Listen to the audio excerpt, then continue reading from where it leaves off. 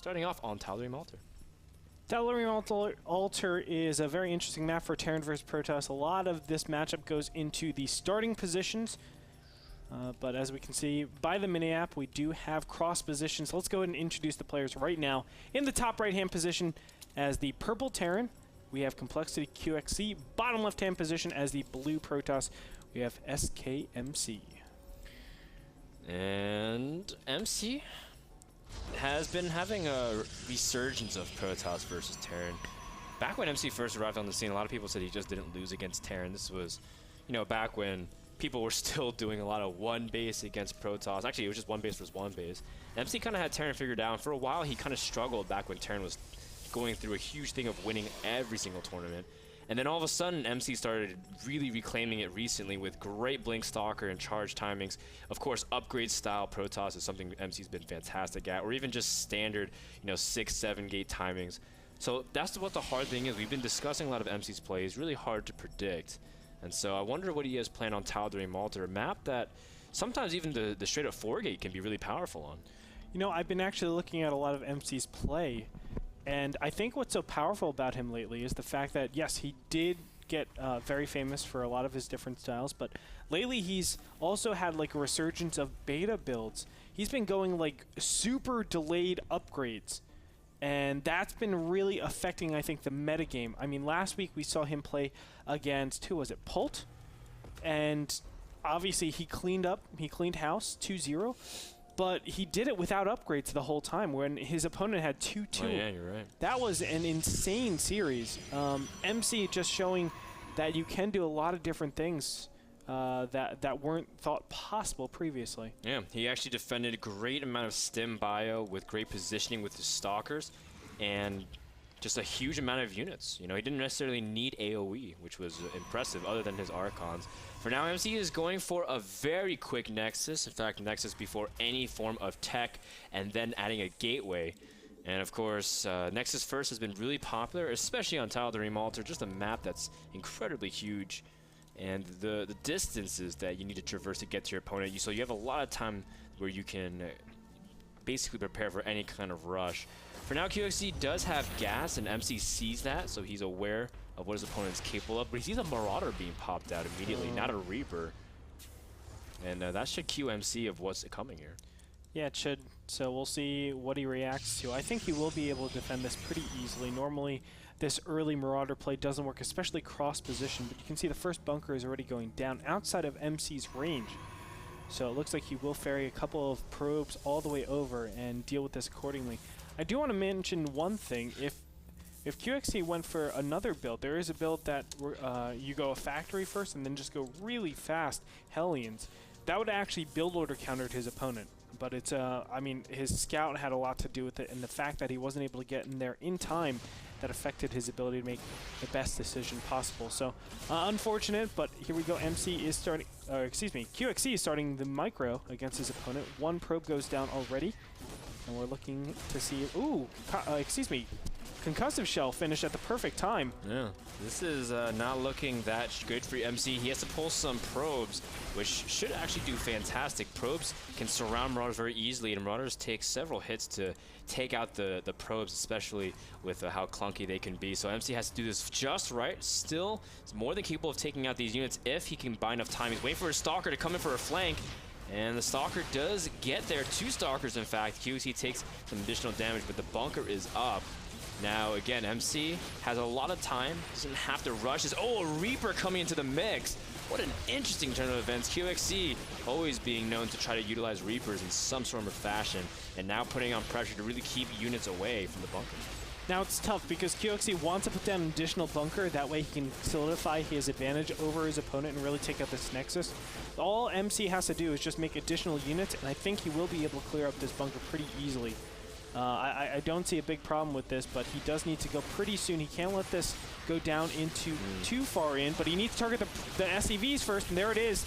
The SCVs get targeted, and there's a lot of DPS going on top of that bunker. Yeah, you can see that QXC also targeting the Stalkers with his Marauders, and the Reaper picked off yet another probe, so these are a lot of trading going on. And after everything's been said and done, this Marauder will be killed off. Stalkers can chase it down all the way back home. Let's see how much damage was done. 7 workers committed to 3 kills and lots of mining time being lost here. But at the same time, QXC established his own expansion. So how do you like that trade for QXC? Because he's the one who initiated the aggression. I would say it actually favors MC still. Even though MC took a lot of damage there, and it seemed like he took you know, a lot of probe losses as well, I think that QXC just committed too much into that for the trade he got. It just was not super cost efficient. Not only that, he is behind in a lot of his upgrades, his tech. Because think of it this way, a lot of the gas in this early game stage wants to actually be committed to upgrades, whether it be stim, combat shields, +1, or even factories. That hasn't been so. He's gotten Marauders, he's gotten Concussive Shell. He has stim, but he has no real timing with it, so he still has to wait for that factory and a starport to do any form of damage. That's a long time away. It looks like he is following this up with 4 barracks pressure. But if MC plays this right, he should be able to hold this off. It's looking a little scary since he's going up to 4 gases right now.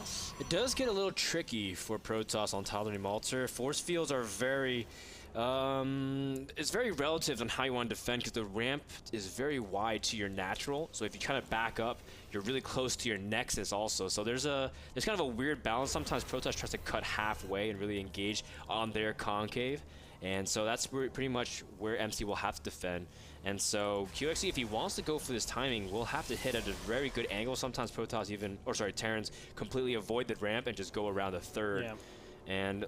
But at the same time, we see MC is the one moving out with his force. And that could be what QXC wants. This is a little bit interesting, but MC is obviously trying to do some sort of 6-gate pressure. I think this is a little off time, especially considering the build that we had in this early game stage. You know your opponent has gotten a very fast tech lab, so stim is very, very possible. There it is. He reveals the stim. That should actually tell him to go home. Yeah. But he should have known that beforehand. I mean, a lot of times when you get that really fast Marauder upgrade, you will get stim. That gives you the ability to defend against all different types of pushes. With the bunker and, of course, the stim inside there, you just get that extra HP and you don't have to worry about your DPS dying. Nice little pick off from QXC trying to run by. Not only does he pick off a sentry, he gets a good scout, sees a robo, and, of course, he'll see the huge amount of gateways as long as he kind of maneuvers around, just taking a moment to really stop by and smell the roses. But after everything, he sees a good amount of his units. Now, back at home, QXC prepared a Ghost Academy really early. QXC has been a pretty big proponent of using Ghosts in the past, and it's cool to see him incorporated, but he can go for this time and really de-energize the sentries and really punish Protoss if MC clumps everything up. And so this is a very tight moment for MC. If he gets EMP'd, it's over. But at the same time, QXC loses his entire force. MC will be so far ahead with design production. That's exactly right. MC is in a kind of a tough position because he doesn't know this is coming until right now. The probe that's at the watchtower is going to be able to see it. That's so beneficial. And with that information, I think MC will hold really, really easily. The big thing is he has to make sure that he pops down a Guardian Shield at least. And here goes. Oh, he actually trapped all the units inside, and the Ghosts aren't able to EMP yet.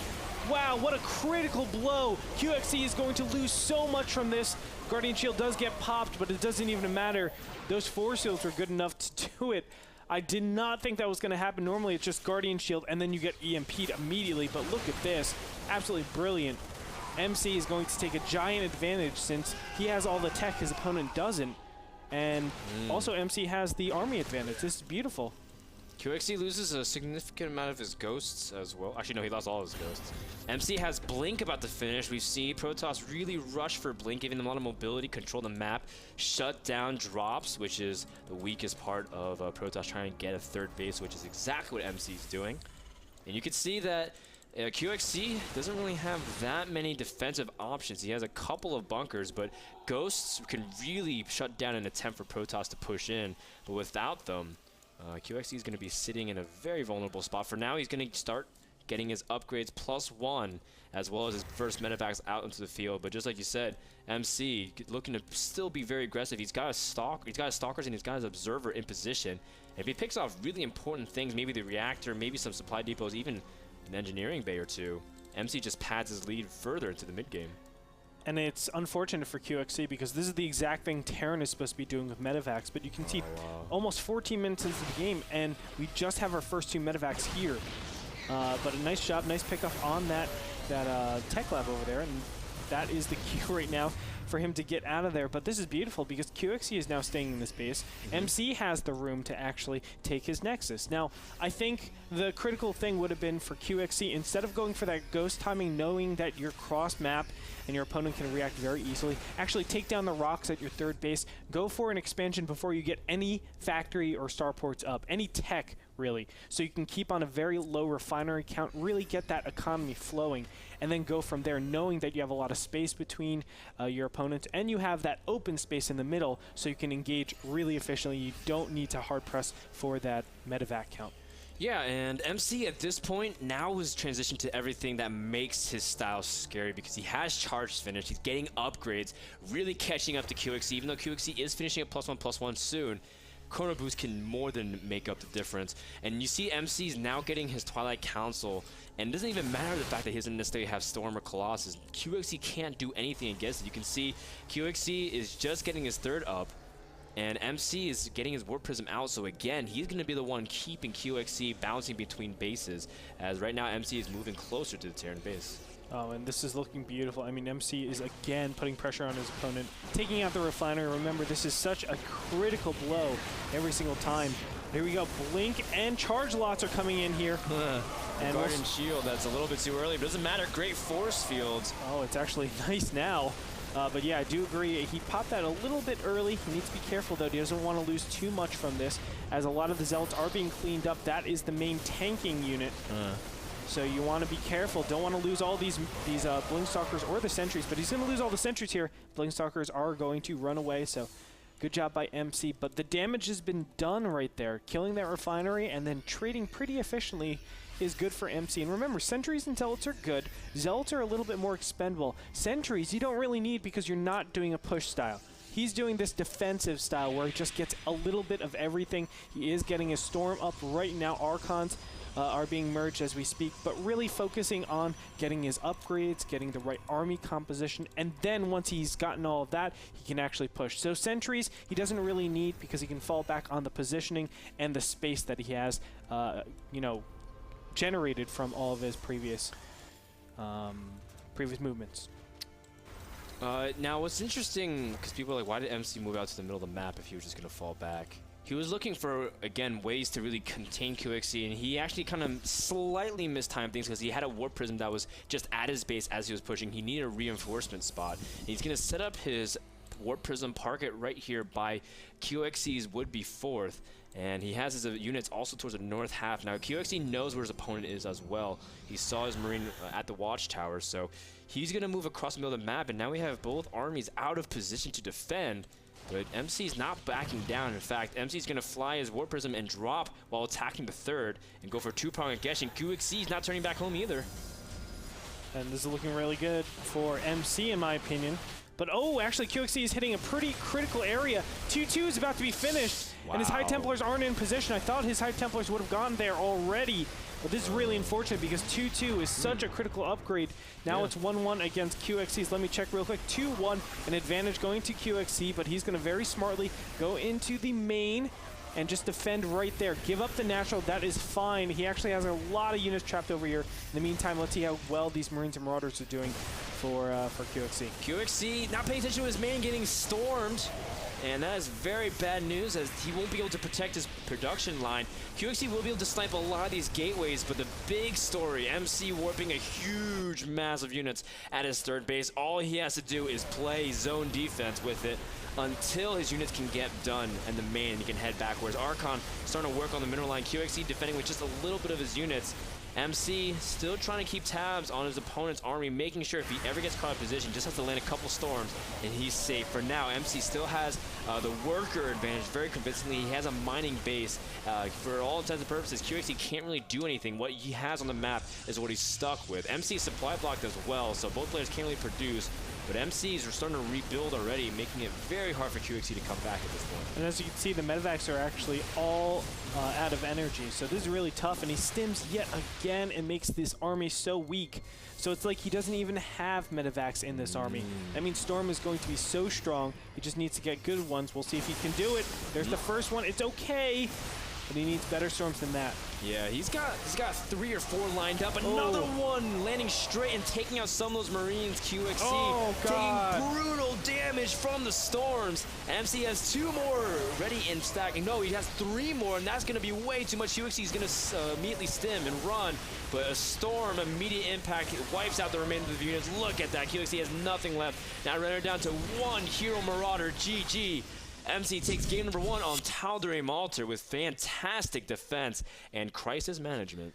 And normally you have the advantage going to Terran in that position, but MC looked like a Terran in terms of how he controlled position and space. Absolutely beautiful. Having those Blink Stalkers there and also crushing his opponent's ghost timing. He knew where his advantage laid. Thank you. He knew where his advantage laid, because when you go that ghost opening, you have to go pretty barracks heavy, and because obviously you're getting these ghosts, you need some more DPS, whether it be Marines or Marauders. So you know you're barracks heavy, all the gas is going towards ghosts. That means the factory, the starport, is so far away. We can see in this particular match, it was actually 4 minutes delayed because of the whole opening.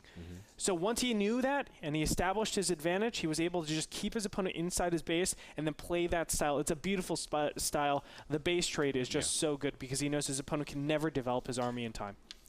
MC takes game number 1 thanks to Epson, the people who make the projectors for NASL Season 3, as well as the projectors over at the Barcraft at the Anthill Pub, which is set up for this week's Sunday showdown between Nanual and Genius. Hey guys, if you guys are watching, I know a lot of people were expecting me and Andre, but Kevin and Ben are there as we speak. Actually, on the way there as we speak. We'll be back with game number 2 between MC and QXC. Don't go too far, guys. We're just getting started with Week 7, Division 5.